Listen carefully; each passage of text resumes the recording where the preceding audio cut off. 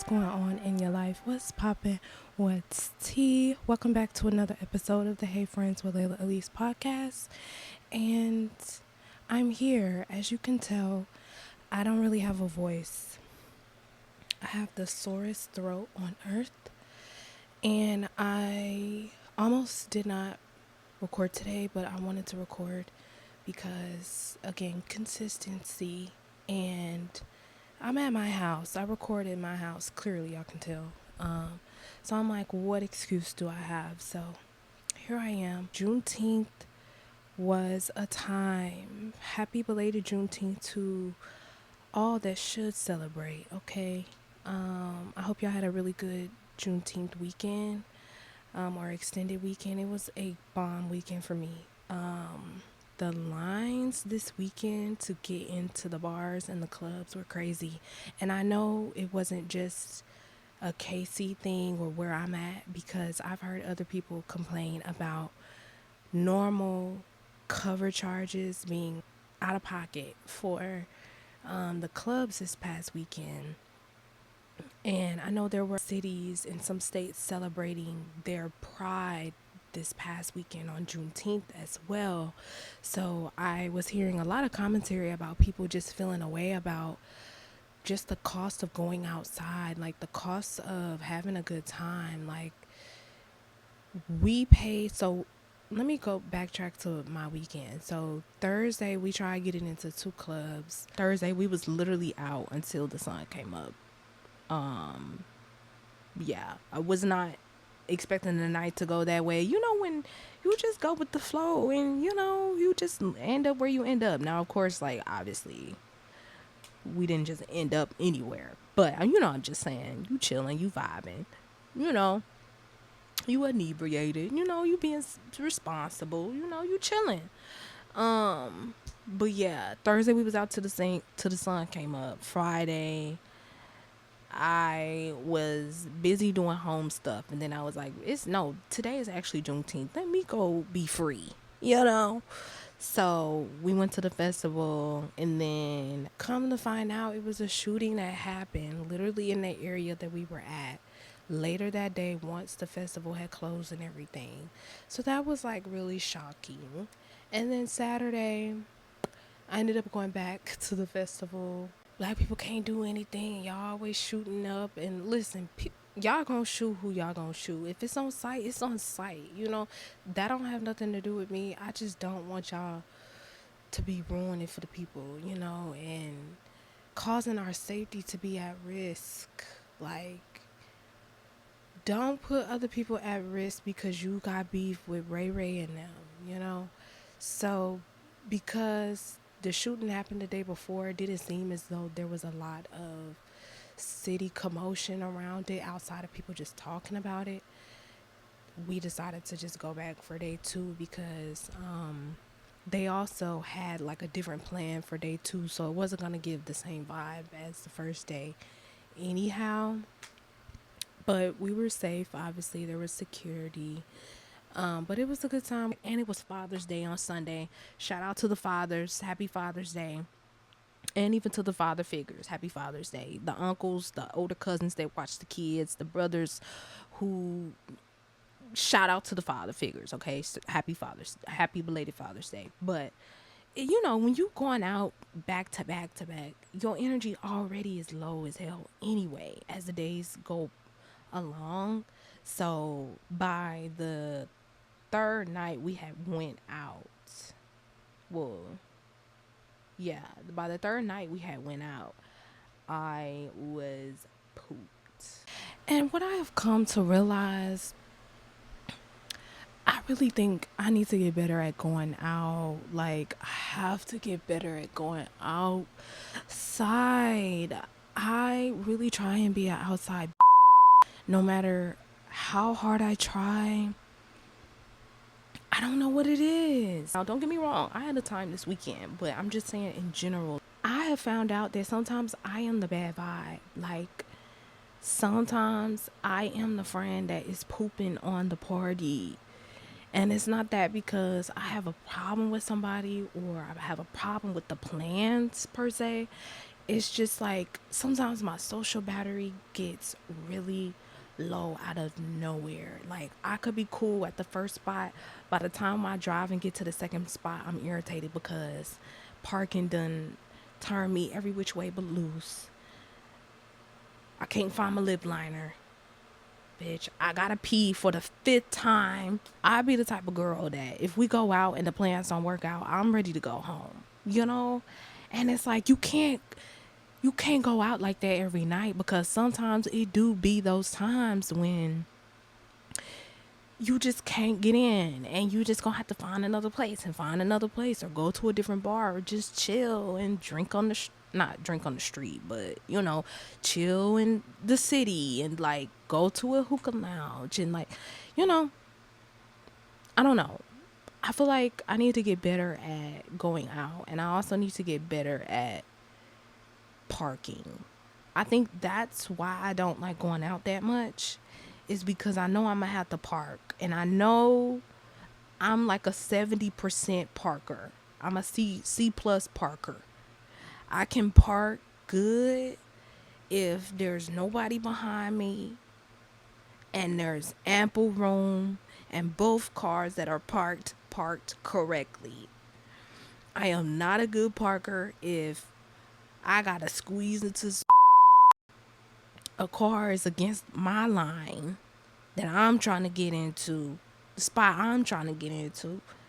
I'm not good I'm not good at parking when there's a whole line behind me, lights bright as hell, and I'm trying to parallel park, knowing I gotta try 8 different times just so I can get in this safely.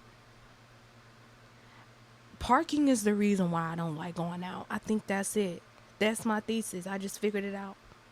I just literally figured it out because I don't have no problem with the bar. I don't have no problem with going to pee at the club. I don't have no problem with the bouncers at the club, though y'all do get on my nerves a little bit because just look at my ID and let me go. Don't give me no extra comments. Don't say anything about what I got on, anything about my picture on my ID or my birthday. Hello, let me in. Check the year and let me in. Bouncers, y'all be doing the most. You letting 3 people in at a time, hollering at folks, going to the back of the line. Watch it with that one. Don't tell me to go to back. Don't tell me to go to the back of nothing. Back to what I'm saying. I definitely have got to get better. Maybe I got to get better at parking. Maybe that's what it is, y'all. I got to get better at parking so I can get better at going outside. Because it's also a level of confidence knowing I can whip in this hole and get us out. Like, I need that confidence in my life because I can only get us in and out in certain circumstances. And I don't like that. I need to be able to trust myself in my parking in all circumstances, even if that is tight. I just noticed I got sidetracked too much. I forgot to tell y'all my lip combo because clearly today I'm not sipping anything because I don't need anything. But today I'm actually wearing Fenty Beauty. This is a matte lipstick I've had from them. I'm gonna put the shade on the screen because I'm actually looking at the lipstick over there and I don't feel like getting up and coming back to show you. But I've had this lipstick for a while. It's really good. It is not as transfer proof as I would like it to be, but it is a great lipstick. So if y'all like this color, make sure you check it out. Link is in description. So that is the lip combo today, and I just have on a brown liner, and I just went in a little bit in like my inner lips with a burgundy lip liner from NYX just to kind of create an ombre. But yeah, that's the lip combo for today. I mean, I guess I could tell y'all what's in my water is regular water, coconut water, and lemon juice. I need to actually be drinking some tea or something, but that's neither here nor there. I wanted to talk about my episode last week. I posted a clip talking about bonnets because if y'all watched the episode last week, I was talking about Summer Walker, her walking down the street in her bonnet in Chicago. And I posted it on Instagram, and I woke up the next day to like 30 comments of people, all from private accounts, all from people that don't follow me, mind you. Really negative comments. I love black women. I love black girls. I love black ladies. I love black elders. I love black men. I love black boys. I love black people first.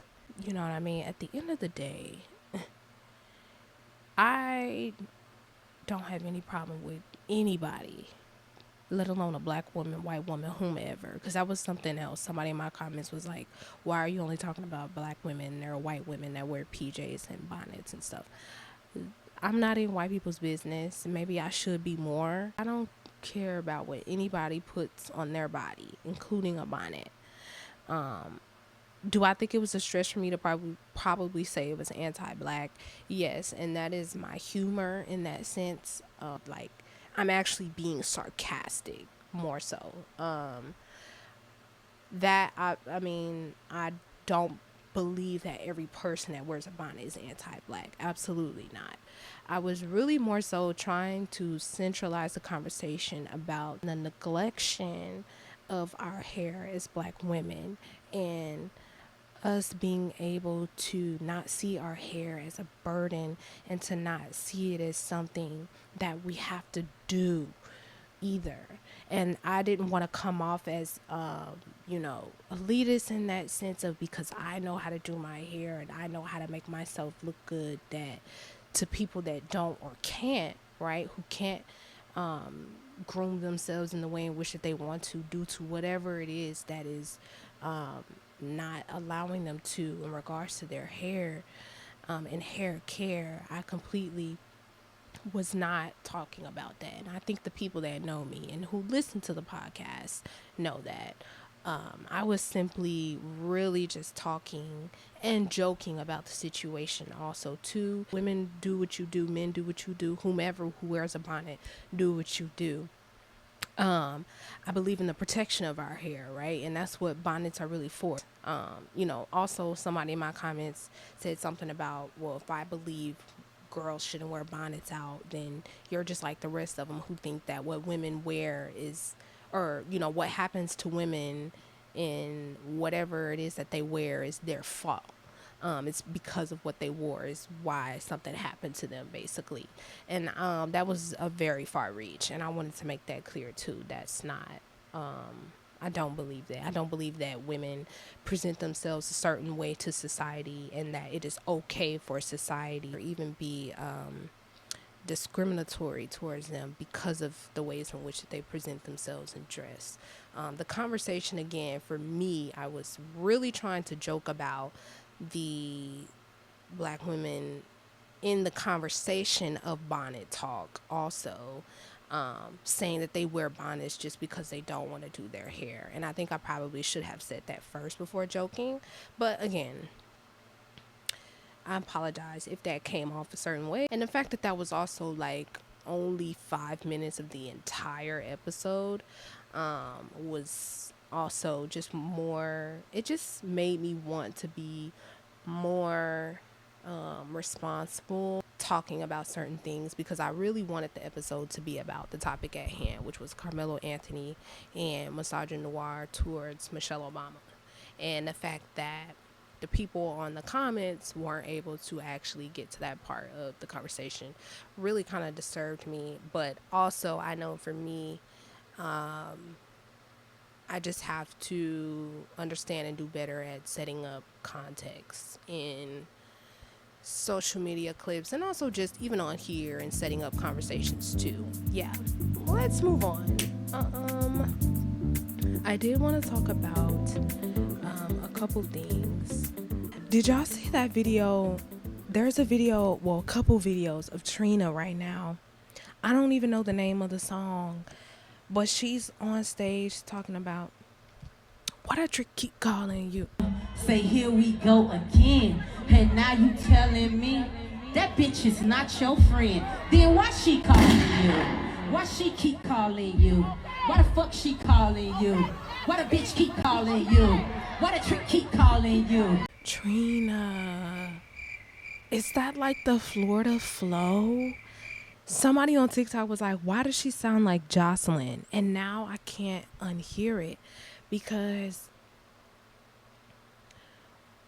did we have to go through all clocks? At 3 o'clock, 4 o'clock, 5 o'clock, 6 o'clock, 7 o'clock, 8 o'clock, 9 o'clock, in the motherfucking morning. I ain't taking that shit no more. Could we have just stopped at 3, 5?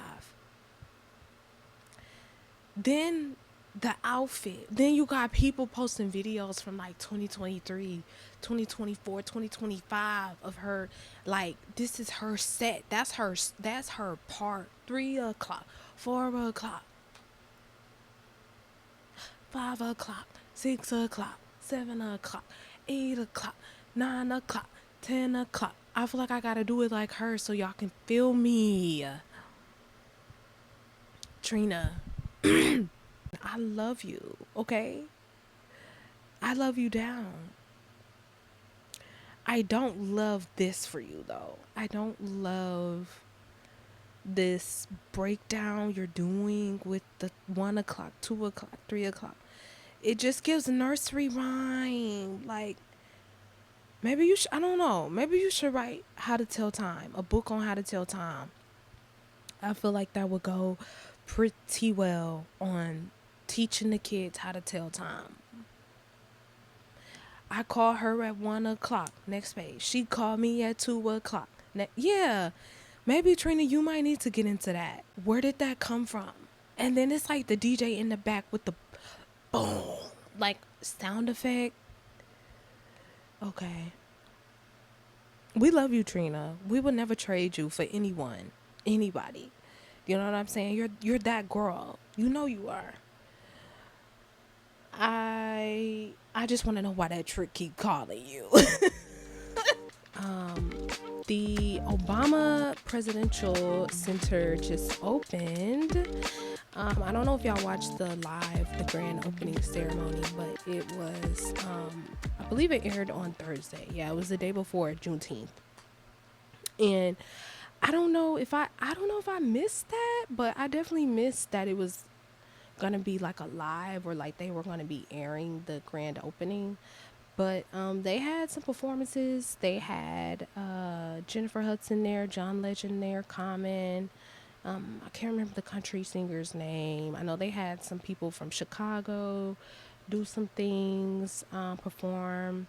They had a couple groups. They had Marseille Martin down there interviewing the people, just kind of, hosting and doing her thing. Shout out to Marseille. They had Stevie Wonder. Stevie, like, what a legend. And to be honest, y'all, I'm not gonna lie, when I was watching the live, Michelle's speech was really making me emotional.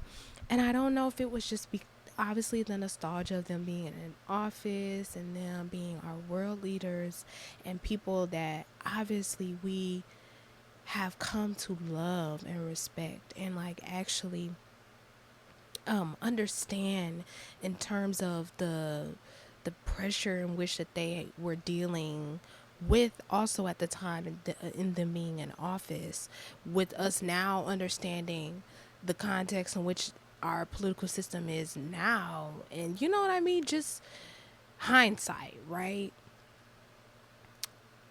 It was just so emotional seeing also Michelle, and like me and my friends joke all the time, but like we are Obama kids.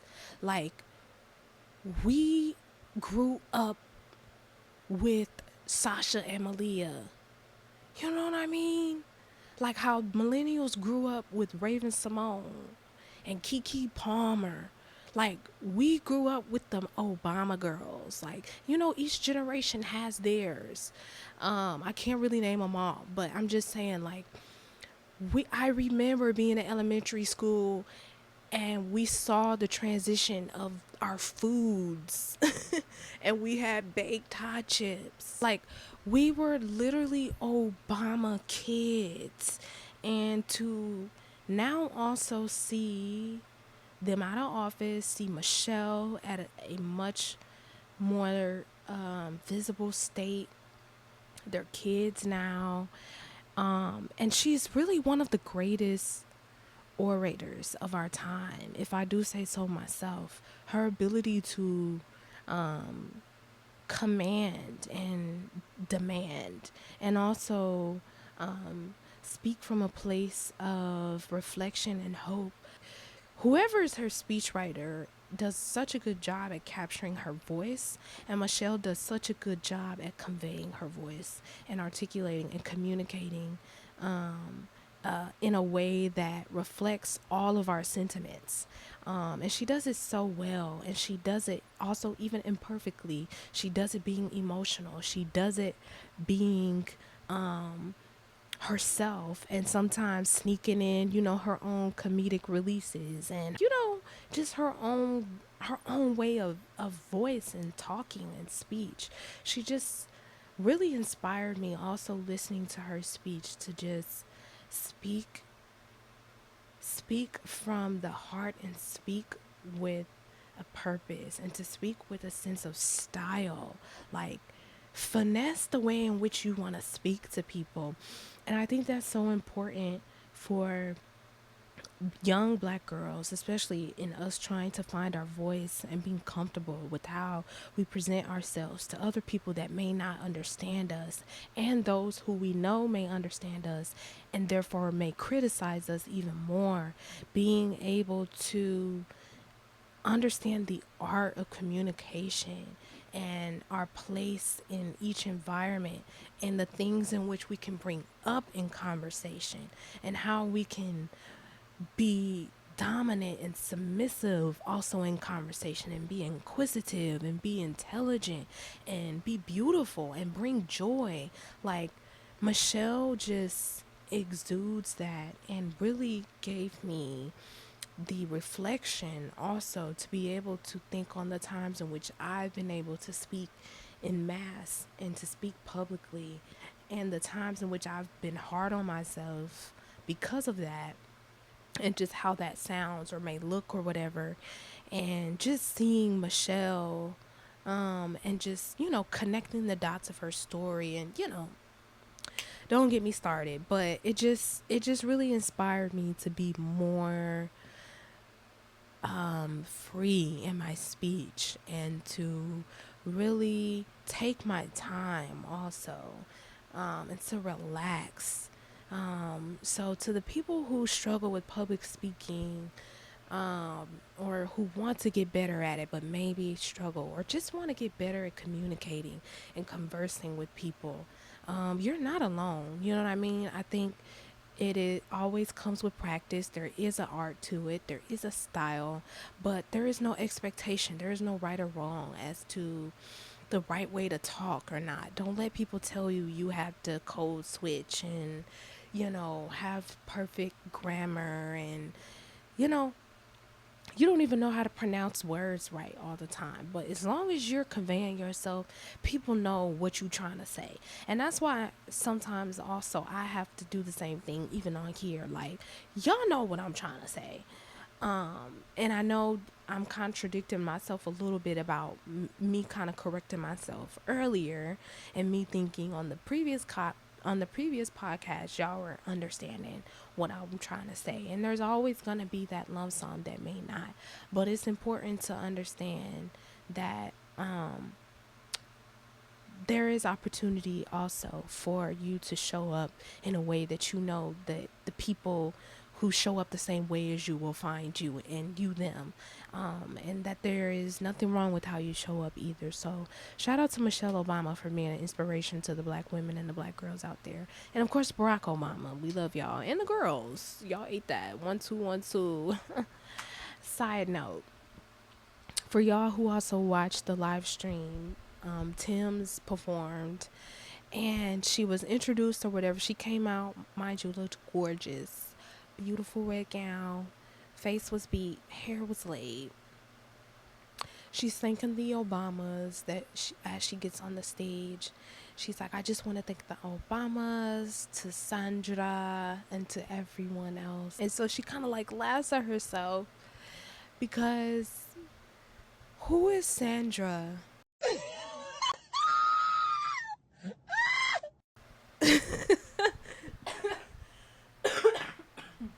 Yeah.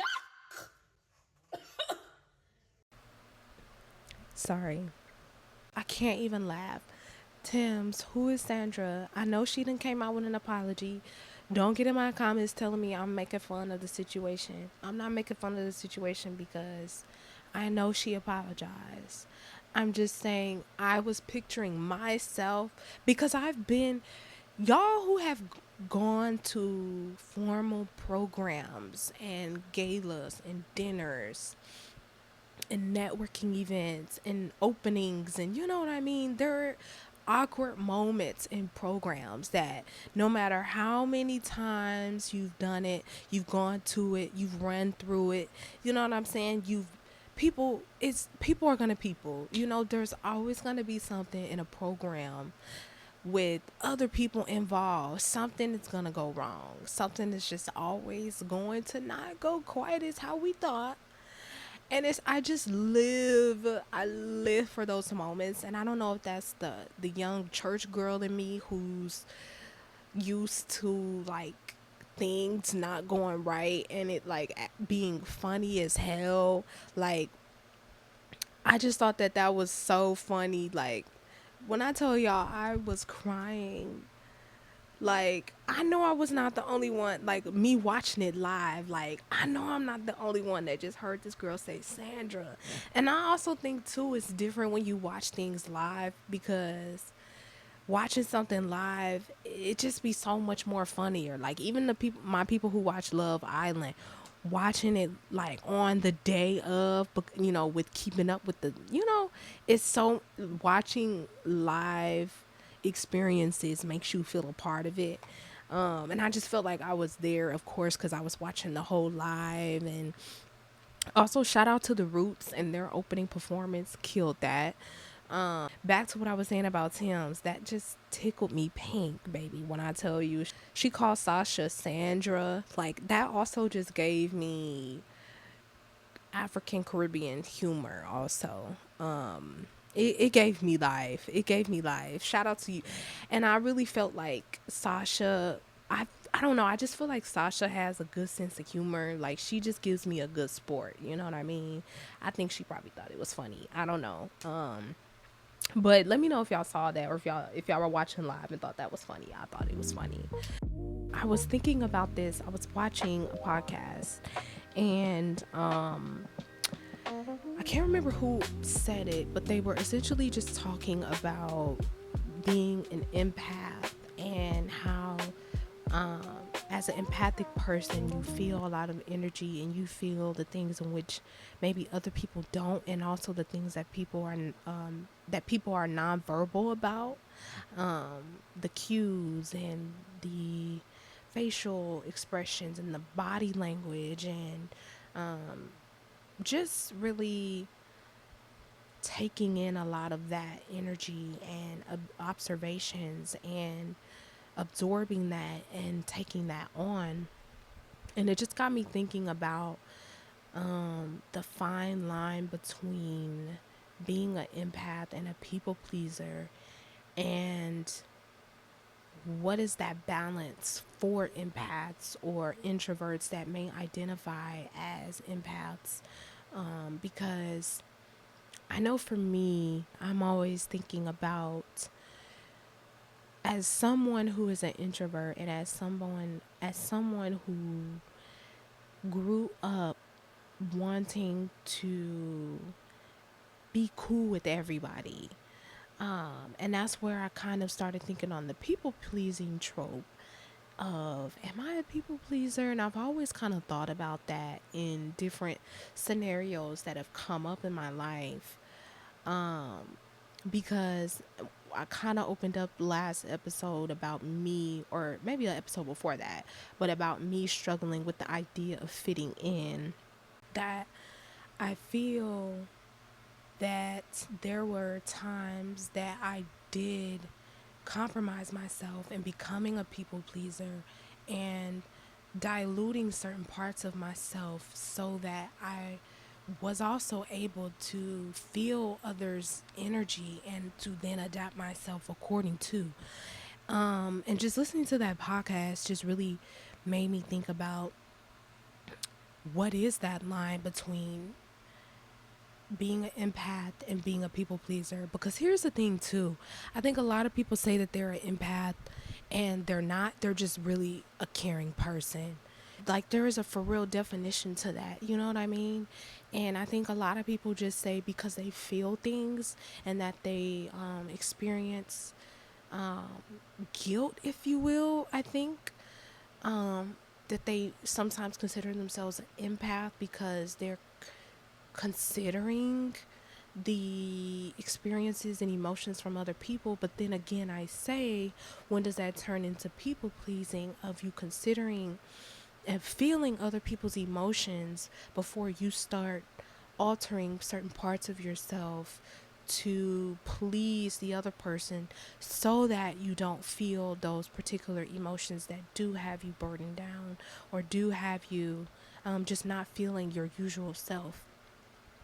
And I feel like it is a question worth asking, just for those, like I said, who are empaths, and for those who are introverts like myself, who sometimes do identify with empathic tendencies, if you will, because I feel like introverts also, because we get our energy from being by ourselves, and we get our energy from doing things that fulfill us alone, that sometimes when we go into spaces, we are more sensitive and apt to feeling emotions and energy, that sometimes I also think we miscategorize ourselves as empaths, when sometimes, like I said, we may just be really caring people, or we just may be an introvert, not necessarily an empath. And it's just the thought, or the idea of being around extra and big foreign, if I can put it that way, unknown energies, that we then feel a sense of, or a lack of belonging, that we then want to retreat, or we then want to retreat to a sense of comfortability in choosing to please whatever the environment that we are in to then fit in. I do feel like there is a spectrum, right, to being an empath, also into being an introvert, and also to people pleasing. Like, I also do think there are real people pleasers out there that need help, like that need to talk to somebody about the root of wanting to please people. And I do think, for me, and I'm always speaking from a lens of a black girl, I think that there is a unique lens and frame in how black girls become people pleasers, specifically the good black girls that become people pleasers, because we understand, or have been taught as good black girls, what we should and shouldn't do. And as being, don't let us be smart, right? Don't let us come from a two-parent household, or at least a good family, a good background, and that we have to live on this good track of life, that because of where we come from and us having a good foundation, that we want to be good, that we become pleasers, and being in choosing, the safe options and the safe choices, to also be considered and to stay good, and to stay in a space of acceptability in our environments, and so that we do have that sense of belonging as well. Because I also think being a good girl and being a person that wants to please other people is something that comes with wanting to do the right thing, and to also be accepted in doing so, and to be acknowledged in doing so. And I think that as black girls, and black girls who have been put in the box of smart girl and good girl, and sometimes even that awkward girl. Shout out Issa Rae, awkward black girl. But you know what I mean? Like, we get put in, we follow these scripts of what it is to be this particular person, and we fall into the traps of pleasing the people and the environments that those particular scripts came from, in rearing us and situating us in our personalities and how we show up in society.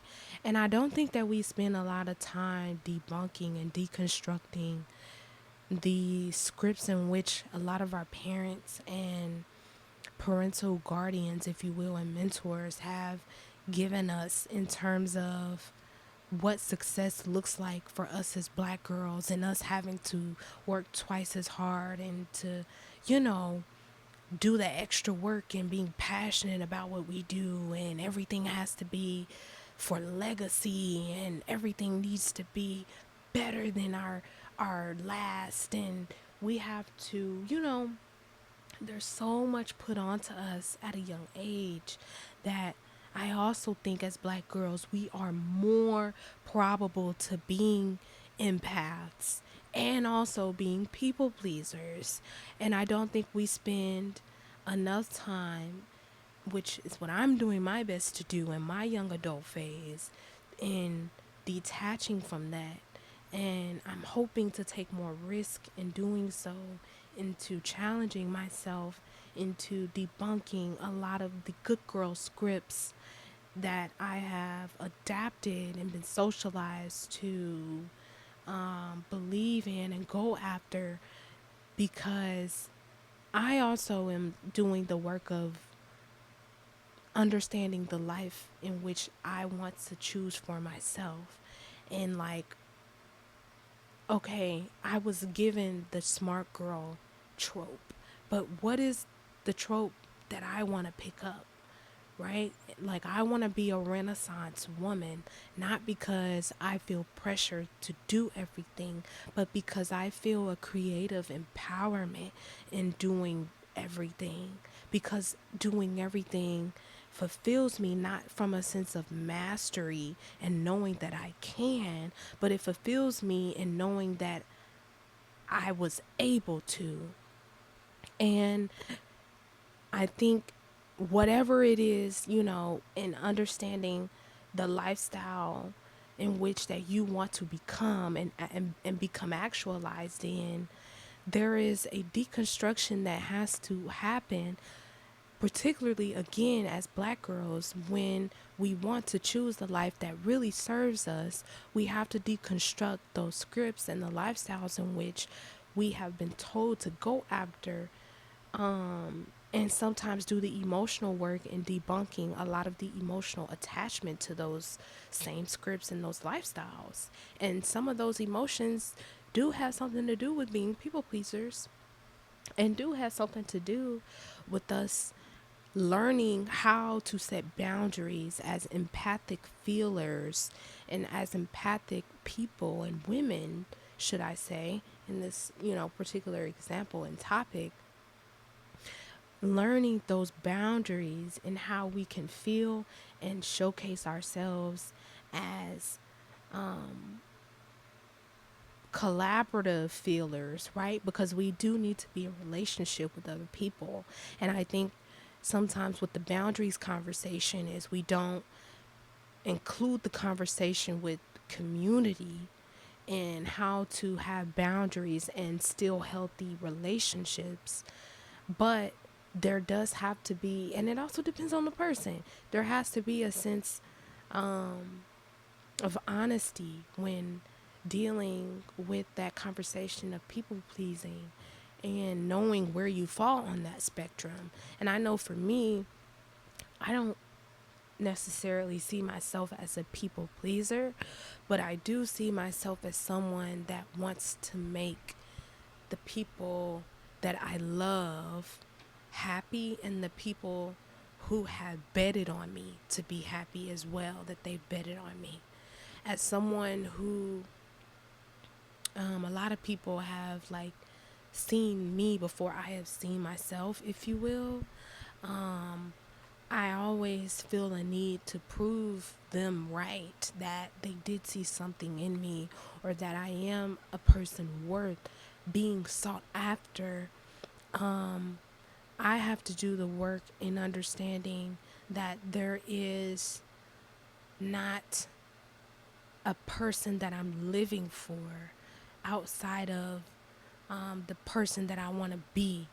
And recognizing also that people pleasing is a natural feeling. We want to please the people that we love and care about, and we definitely want to please the people that we want something from, right? Even if it's just love. But I do feel like, again, there has to be a self exploration done to see where pleasing actually does more harm than good. And for me, the pleasing does more harm than good for me. And I have to recognize when I am compromising myself. And I say that because I know how I am, and I know that when I get around other people or other environments, I am either less of who I am, or not less of who I am, but I am less of myself in certain areas in those environments. I could be less talkative, I could be less feminine, I could be less friendly, I could be less intellectual, I could be less, whatever it is that I am typically more boisterous in, I am less than when I am people pleasing. And I have to recognize when I am doing that to know that I'm actually people pleasing. I think it's also a learning process, it's an ever growing process. And I just think that we just have to show more grace for ourselves, especially those who consider themselves people pleasers, or who have gone to therapy about it and have definitively known themselves to be people pleasers and have seen the harm. Give yourself grace, I feel like, is always the way to go, but in understanding that you will never be a perfect boundary setter nor a perfect people pleaser.